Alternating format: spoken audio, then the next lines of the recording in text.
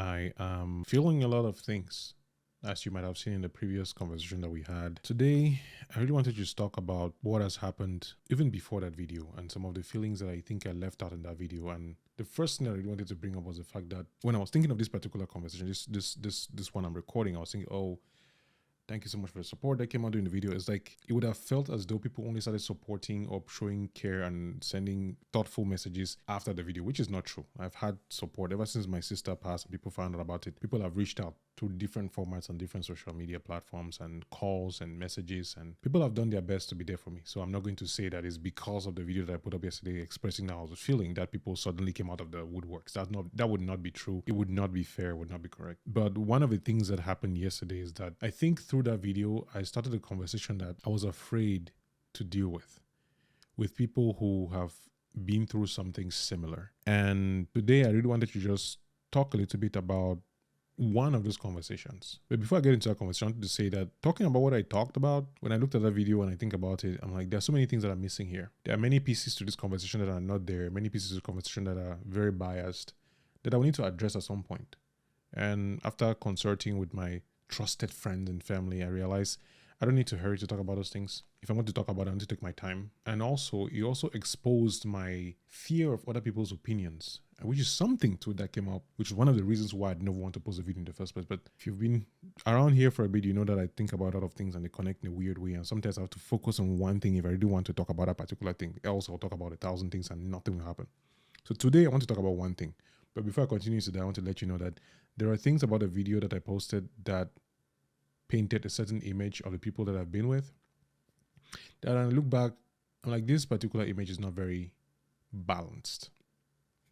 And I'll need to address that at some point in the future. Not to showcase that they were good people or they did good things, but more of, for me, for my own sense of, did I tell an honest and true story, a true account of my own recollection? Was it only bad? Was it only isolatory? Was it only this? Not entirely. Do I regret making the video? Nope, I do not, because those feelings are true and the way that I felt and still feel now is still correct. So I'm not saying that, oh, I said the wrong thing. But that's not the point of today's conversation. The point of today's conversation is because somebody asked a question. I was interacting with people, we're talking about the whole idea of going through difficulties and being with people that they've lost and just that process and wondering how then do you talk to people who are dealing with loss, people who are dealing with grief? Like, you don't have to wait for the time when you've lost someone to be able to learn how to talk about these things. And it's not like I know how to talk about these things, to be honest. So the question was, being in this position, what would you love to hear from someone trying to console you? That was a question that someone in the group asked.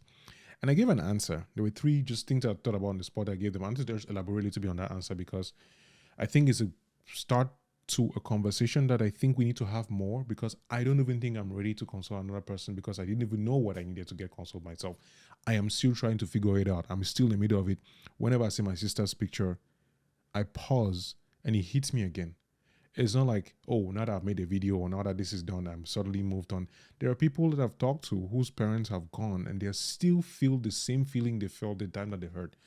So grief is not something that goes away because time may make it easier, but it can also make it worse. There are people, and you've probably heard the stories of couples where one partner leaves and the other person follows in a couple of months because it's just difficult. It's a complex landscape, and I think I'm not a psychologist, I'm not a counselor, I have no psychology knowledge to be able to explain how the human body processes these things. But from my reading and my experience, I wanted to point out 3 things, 3 ways that you may be able to support somebody who's going through that. So I'm going to read the text, I'm going to elaborate just so you can understand. But before I get into it, I want to let you know that on Sunday, I'm going to be having a conversation, a live stream conversation about this with a friend, Mafo Glory. And we're talking about this process because Mafo has gone through a similar experience. And when we're having a conversation after this video, she talked about some of the things that she had to deal with when she lost her mom. And it got me thinking, and actually she made a suggestion, like, this is a conversation we need to be having. And we've not had them. So I think on my feet, I was like, you know what?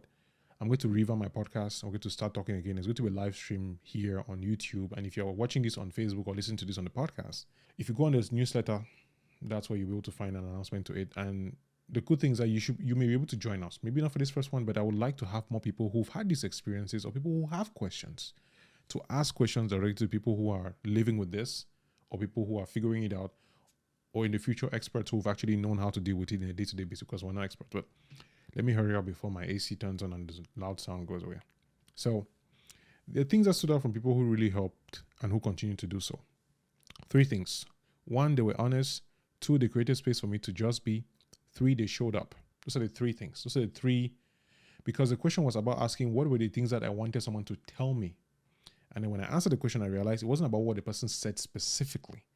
It was about how they came into the conversation. The first one is they were honest. If they didn't know what to say, they said so. They didn't try to find the perfect words or the right words. That's number 1. I think when somebody loses someone that they care about, they're confused, they're scared. Look at me trying to help people. I'm basically trying to help myself. I'm confused, I'm scared, I'm worried. I don't know what's going to happen. This uncertain future, this person has died. All these things need to happen. And then life still continues. Like you still have a job, you still have these things to do.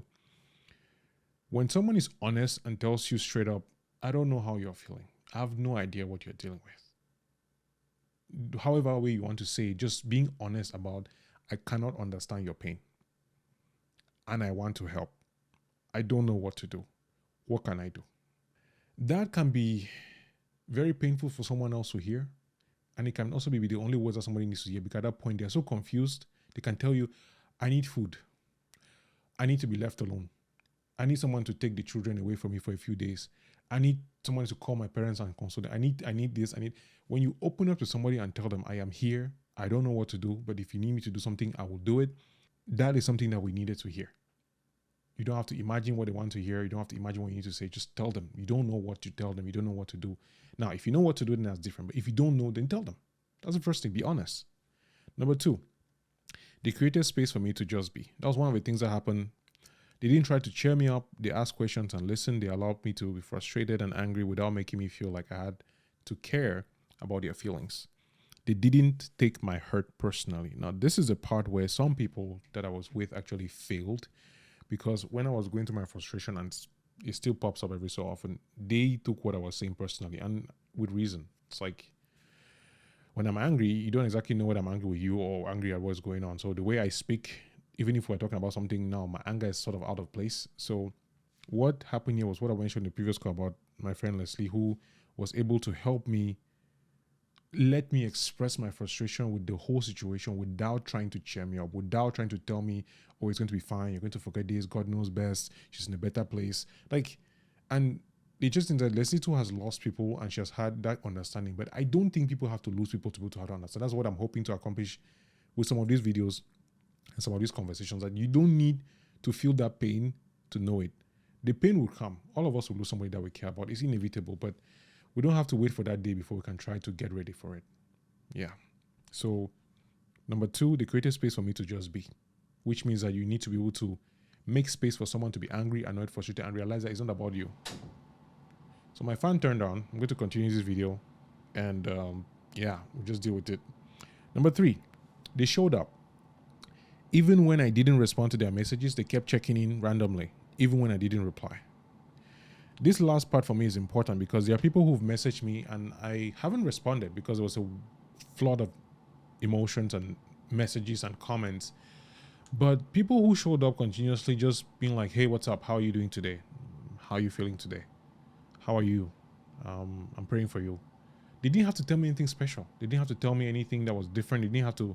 That's the reason why I keep calling my siblings and I call my dad every day. I try to call the people that I know that are also hurt equally by this, because you just want to hear that there's somebody out there who is caring for you.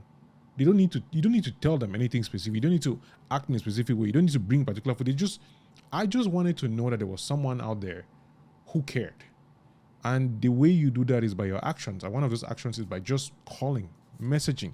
The person doesn't reply. You know that they've read your message. You just say, hey, I know you're not doing well. Probably going through a hard time. Just wanted to check on you. Leslie did that. But even before we had that conversation, she kept doing that on a regular basis. And I was like, I don't want to talk to you. I don't want to talk to anybody. But I'm happy that someone is out there looking out for me.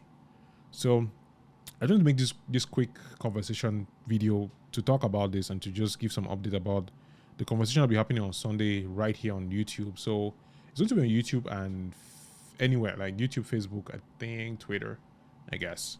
But it's going to be for Dose of Perspective, which is the new name for the podcast. So if you have questions about this, leave them in the comments. I'll be more than happy to discuss them with my friend Mavo.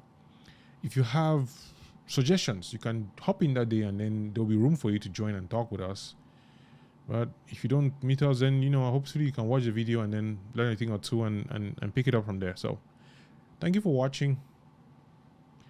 Keep praying, keep doing your best. It's tough, it's difficult, and it's the reality of life. Like, one of the things that I remember every day, and whenever I see my sister's pictures, like, she's actually gone.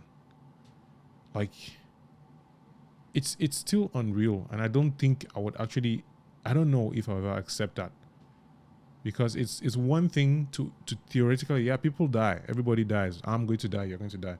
It's another thing to, like, I knew this person and they're dead. I grew up with them, I played with them, I laughed with them, I had these shared memories, I hung out, I can still hear her voice in my mind, I have voice messages that she sent me, I have pictures that we took, but now they're gone. So I guess in my own way of mourning and trying to figure this out, I would like to have the conversation so that people will not feel the way that I felt. And maybe when you find yourself in that position, people will be able to help you because they actually knew how to help you during that period. So yeah, thanks for watching. I'll see you next